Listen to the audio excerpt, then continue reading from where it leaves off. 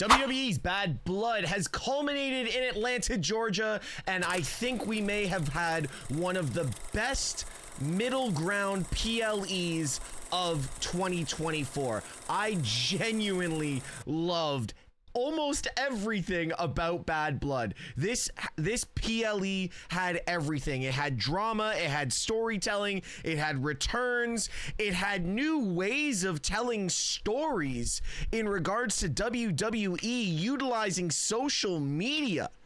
Like, we had it all. We were blessed. But before we get into it, guys, don't forget to like, subscribe, and put the bell on for all notifications that are the MrTeshk Wrestling channel. Now, let's get into it. I'm just gonna start it off exactly how the show started. CM Punk, Drew McIntyre, round 3, Hell in a Cell. And honestly, this was 31 minutes of pure carnage, and I loved every second of it.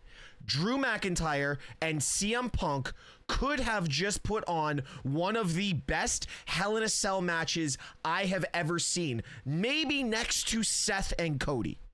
But this Hell in a Cell match didn't need the over-the-top climb to the top of the cell, throw somebody off. It didn't need a run-in. It needed two guys that genuinely don't like each other to beat the living shit out of each other. And these guys did it for 31 straight minutes. There was blood. There was lots of blood. Drew McIntyre ended up with 16 stitches, and that boy was leaking. CM Punk pulling out all the stops, the GTS, Drew pulling out the bag of tacks or thumbtacks, which I thought I was going to be sick, because it is one spot in pro wrestling I do not like is thumbtacks and glass, and he pulls out thousands of beads to show the bracelet that started this whole feud of Drew McIntyre and CM Punk. This was perfection. I loved it. Drew McIntyre came up a little short in this match and got himself caught up in the entire emotion of it. And you know what? He took that 1 second and CM Punk capitalized. GTS, go to sleep. 1, 2, 3. CM Punk is the victor of the Hell in a Cell match. But I said this in my last video about another match. We are the winners of this feud. The fans got told...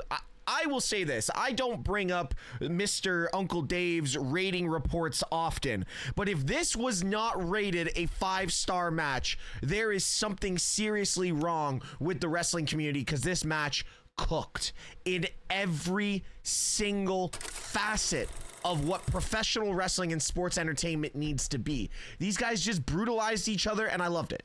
So, guys, starting with that, Hell in a Cell match, what do we have that can top it?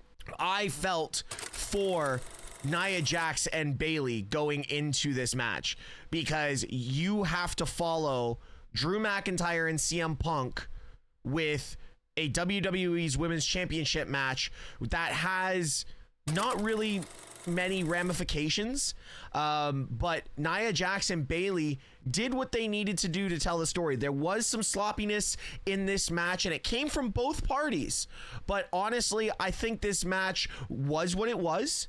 It was telling a story. I don't think we're going to go back on to Bad Blood and say, you know what, I want to talk about the Nia and Bailey match. We did know Tiffany Stratton was going to do the run-in. Big shout out to Jessica Carr. Jessica Carr took one of the best ref bumps I've seen. I think that is actually Jessica Carr's first ref bump. So big shout out to Jessica Carr with the ref bump. I thought that was great, to be honest. Moving into that, I think we're gonna see Tiffany Stratton tease this cash in and finally change it up, maybe at Survivor Series. But I really didn't think there was much more to talk about on this match, because it just was what it was. Again, I did feel for them having to follow up Drew and CM Punk, but these women came out and showed up, and I'm gonna give this match 3 out of 5. 3 out of 5, just because there was a lot that needed to happen in this match to really get the crowd back into it. Even Atlanta started off really hot, just with even the promo segment at the start of the show. Big shout out, 16,000 plus in Atlanta at State Farm Arena. I thought the crowd was fantastic, to be fair. Going into Damian Priest and Finn Balor, these guys, we always knew there was going to be a run-in from the Judgment Day. I do not feel that this feud is over in any way, shape, or form. I think Finn Balor and Damian Priest are going to have to feud a little while longer. I would love to see a title involved in some case, but I think Judgment Day definitely need to drop those tag titles because they're not really doing anything with them on Monday Night Raw.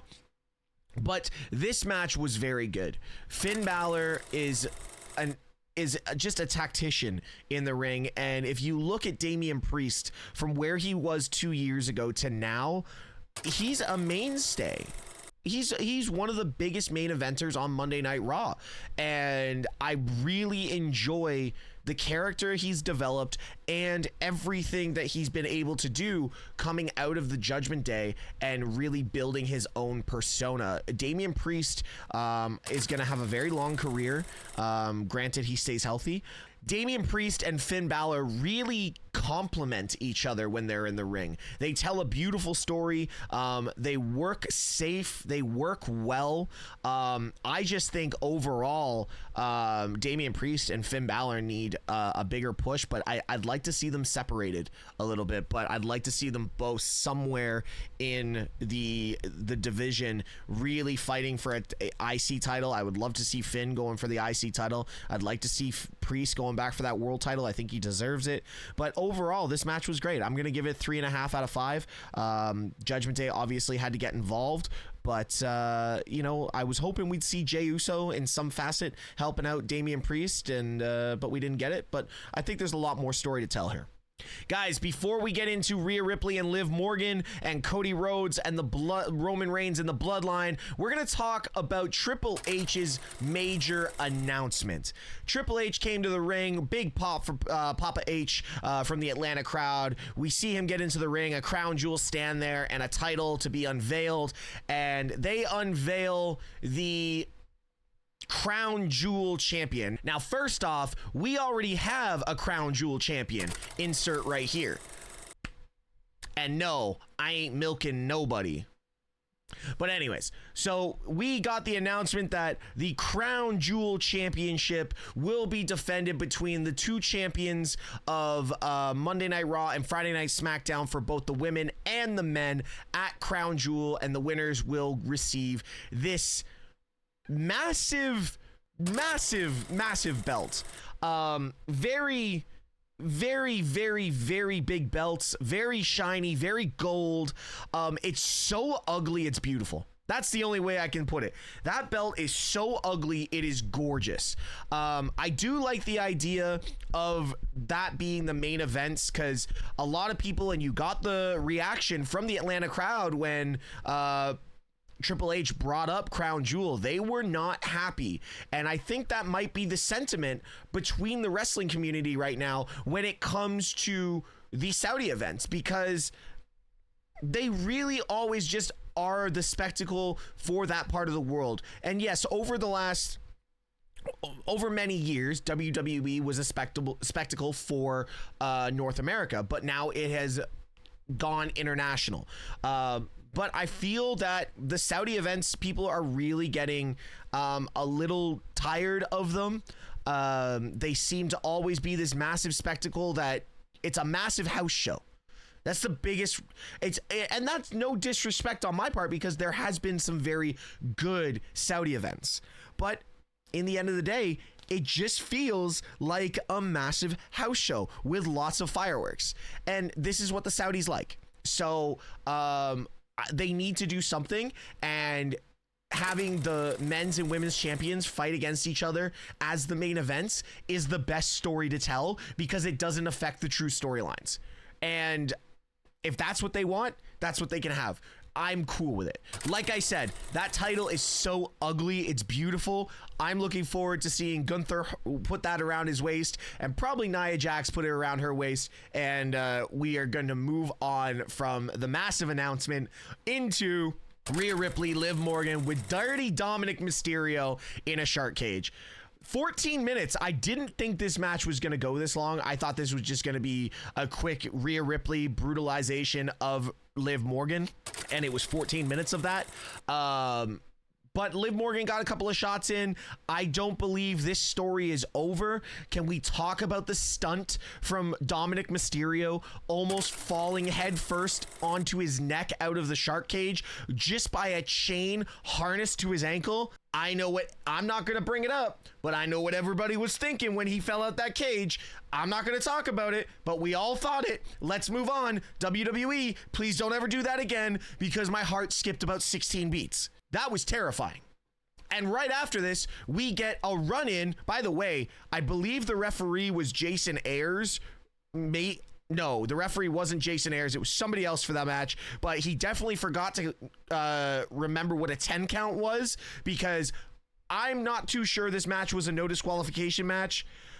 I don't know what the hell happened. I think a lot of people got confused, but they were outside of the ring for like 3 freaking minutes, and I was so confused at what was going on. But then we had the returning Raquel Gonzalez, as Triple H mentioned. I'm not too sure if this is the way we're going with this, but they said Raquel during the show. Triple H during the press conference said Raquel Gonzalez. So are we getting Raquel Gonzalez back? That would be really cool. Take her back to her original NXT name. I prefer that anyways.